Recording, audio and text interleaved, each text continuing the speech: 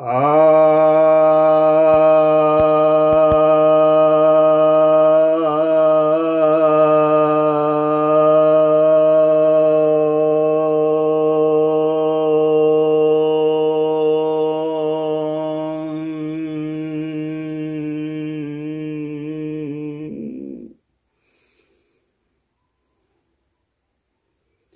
भक्तजनों को सप्रेम नमन।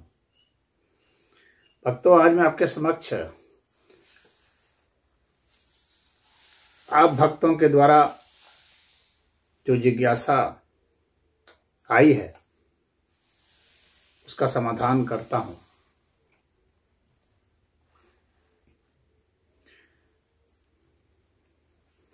पहली जिज्ञासा है, एक एक जिज्ञासा पर मैं एक एक वीडियो ही बनाऊंगा, अन्यथा बहुत बड़ा हो जाएगा। तो पहली जिज्ञासा है कि इतने इतने प्रकार के सनातन धर्म में योगों का क्या रहस्य है।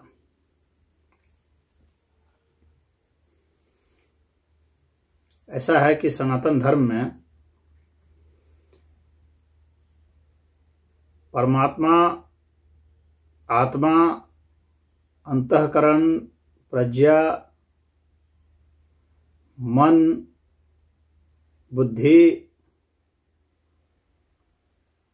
और यह जो अस्तित्व है, प्रकृति है, इन सबको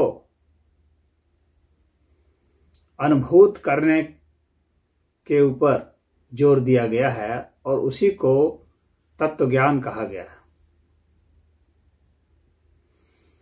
और इस तत्व ज्ञान को प्राप्त होने के लिए भिन्न भिन्न प्रकार की साधनाएं बताई गई हैं। उन साधनाओं को भी योग का नाम दिया गया है।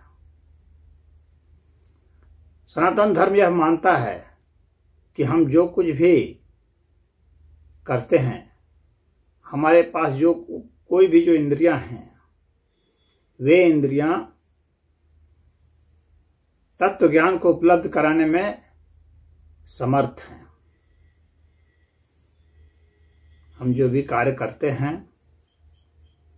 उन कार्यों के माध्यम से भी हम उसके कारण में जा सकते हैं। उन कारणों के माध्यम से फिर हम उनके भी जो कारण हैं उनमें जा सकते हैं।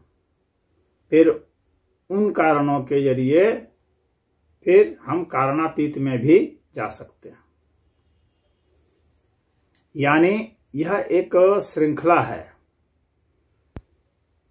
घटनाओं की श्रृंखला है और इसकी उल्टी दिशा में चल करके हम उनके कारणों और फिर कारणातीत पर पहुंच सकते हैं। और हम जो भी कार्य करते हैं, चाहे देखने का कार्य करते हों, चाहे सुनने का कार्य करते हों, चाहे बोलने का कार्य करते हों, चाहे सूंघने का कार्य करते हों, चाहे हमारे स्पर्श की अनुभूति होती हो, चाहे हम खाने का काम करते हों, चाहे पीने का काम करते हैं, चाहे हम हाथ से कुछ बनाते हों, कुछ करते हों, चाहे हम आंख बंद करके बैठे हों, चाहे खुला होकर के बैठे हों,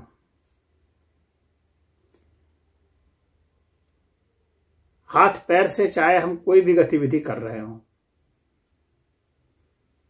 या मन मस्तिष्क से हम कुछ भी गतिविधि कर रहे हों, कुछ भी सोच विचार रहे हो, या हमारे में कोई भी भावना चल रही हो, अच्छी या बुरी, यहां तक कि चाहे हमारे में काम भावना ही क्यों ना हो, क्रोध ही क्यों ना हो, लोभ ही क्यों ना हो, मोह ही क्यों ना हो, द्रोह ही क्यों ना हो, ईर्ष्या ही क्यों ना हो, उन सब के पीछे जो कारण हैं उन्हें हम तलाश सकते हैं। और फिर उनको तलाश करके हम फिर उनके कारणों को तलाश सकते हैं। फिर हम कारणातीत तक पहुंच सकते हैं। यानी यह माना गया है कि कोई भी ऐसे भाव नहीं है, कोई ऐसे विचार नहीं है, कोई ऐसे कर्म नहीं है, कोई ऐसी घटना नहीं है जो कि हमें तत्व ज्ञान को उपलब्ध नहीं करा सकती है।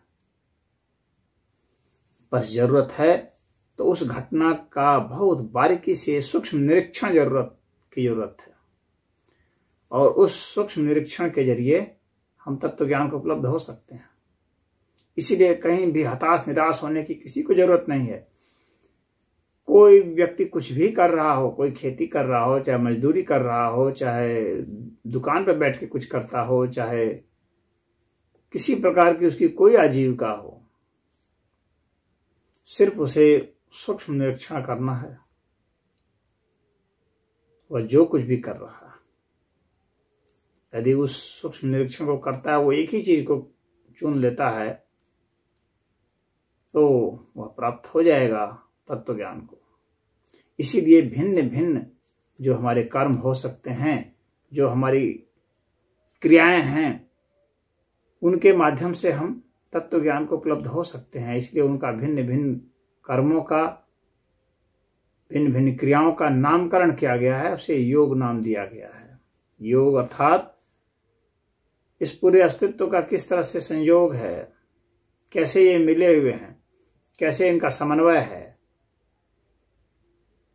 कैसे ये गति करते हैं, कैसे स्थिर हैं, कैसे गति और स्थिरता से परे हैं, इनको हम जान सकते हैं। तो उन सभी गतिविधियों का नाम योग दिया गया है। उसी जैसे कर्म योग है, तंत्र योग है, मंत्र योग है, ज्ञान योग है, ध्यान योग है, भक्ति योग है, संन्यास योग है, प्रणव योग है, बहुत सारे योग हैं जो जो हम कर सकते हैं वो सब है। रसानंद योग है, खा सकते हैं तो। घ्राण योग है, सूंघ सकते हैं तो। देख सकते हैं तो दृष्टि योग है। सुन सकते हैं तो श्रवण योग है। मंत्र योग है, ध्वनि योग है।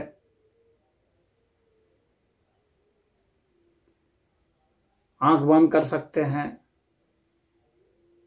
और अपने भीतर की गतिविधि को महसूस कर सकते हैं, ध्यान योग है। तो हर कार्य विधि के लिए योग है। यह मान करके पूरा यह शोध किया गया और यह मान के चला गया है कि हर गतिविधि के लिए जो जिस भाव विचार का व्यक्ति हो, जिस प्रवृत्ति का व्यक्ति हो, उसके लिए वह उपलब्ध होना चाहिए, वह विधि उपलब्ध होनी चाहिए, जिससे कि वह तत्व ज्ञान को उपलब्ध हो जाए, उसकी डोर पकड़े और वह चल पड़े। तो इसलिए इतने इतने योग हैं। इसका रहस्य इतना है। काफी सनातन धर्म में काफी शोध किया गया है, काफी खोज किया गया है, कोई चीज छोड़ा नहीं गया है। आप श्वास प्रश्वास से ध्यानस्थ हो सकते हैं, योग को प्राप्त हो सकते हैं, श्वास प्रश्वास को महसूस करके। दिल की धड़कनों को महसूस करके आप योग को प्राप्त हो सकते हैं। चख चख करके आप प्राप्त हो सकते हैं। अच्छी प्रकार से दृष्टि करके आप देख सकते हैं कि आखिर कोई रूप कैसे दिखता है, क्यों दिखता है। दृष्टि योग के जरिए दर्शन योग कर सकते हैं।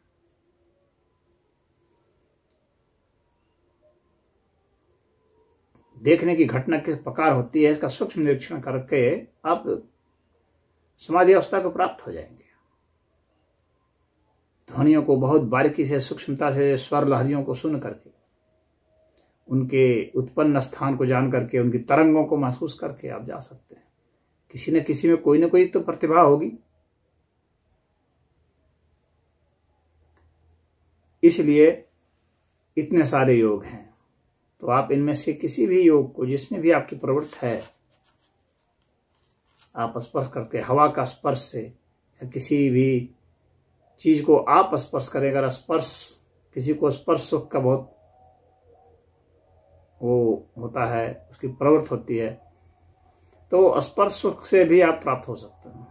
आप स्पर्श करके पता लगाए, स्पर्श से ही किसी का बोध कर सकते हैं और फिर पता लगा सकते हैं कि कैसे होता है स्पर्श से हम किसी चीज को कैसे पहचानते हैं। आखिर हमें कोई ना कोई बोध तो हो रहा है। अब उसी की सूक्ष्मता में करेंगे तो वही तत्व बोध हो जाएगा। वस्तु बोध को तत्व बोध में बदला जा सकता है। वस्तु बोध जब तक होता है तब तक जो है हमारे इन इंद्रियों का महत्व है। जब उसी वस्तु बोध को हम तत्व बोध में बदलते हैं तो हम सूक्ष्म इंद्रियों का प्रयोग करते हैं, अतीन्द्रियों का प्रयोग करते हैं। हम जैसे ही उसमें फोकस्ड होते हैं, संवेदनशील होते हैं, बारीकी से निरीक्षण करते हैं, ध्यान लगा देते हैं उसी पर, तो हमें तत्वबोध होने लगता है। तो यही इसका रहस्य है। मुझे उम्मीद है आप समझ गए होंगे। ओम।